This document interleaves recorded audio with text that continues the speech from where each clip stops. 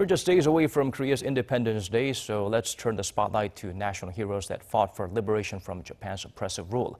Some left a lasting mark while in other countries, which is why the Ministry of Patriot and Veterans Affairs vowed to carry out an inspection to check the conditions of such historic sites. Our Hong Yoo traveled to Harbin to find out how well they've been preserved.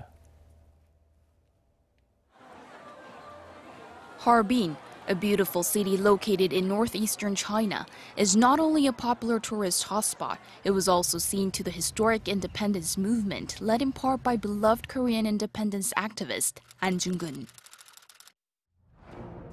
Ahn was the hero who helped wrestle Korea's sovereignty back from Imperial Japan. The dark days of the early 1900s, when Korea was colonized by Imperial Japan, brought Ahn to Harbin with the purpose of murdering Ito Hirobumi, the Japanese supervisor of Korea, or Chosun as it was known at the time. Harbin train station looks a little different today, but it was here in 1909 where Ahn shot Ito, a historic event for South Korea's struggle for independence from Imperial Japan. The platform where it happened was preserved in remembrance of Ahn Jung-geun's bravery until 2015, but it's no longer there. Even the Ahn Jung-geun Memorial Museum that opened in the station in 2014 has been removed. The museum has been temporarily relocated inside Harbin Korean National Art Museum.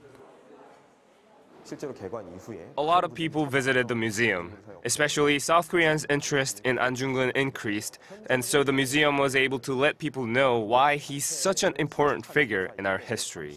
That's why we're trying our best to make sure the museum gets its place back when construction is complete. But it remains to be seen whether the museum will get its place back.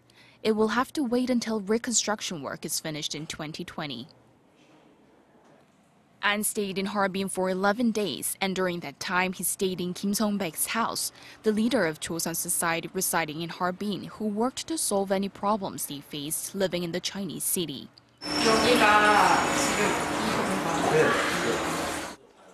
Yet this house, that's such an important part of Korean history, has not been preserved at all. Instead, it's home to a local resident. Likewise, all these historic places that show Ahn's movement in Harbin are not being well managed. The chief researcher of Korea Cultural Heritage Policy Research Institute agrees the historical sites are not being well preserved.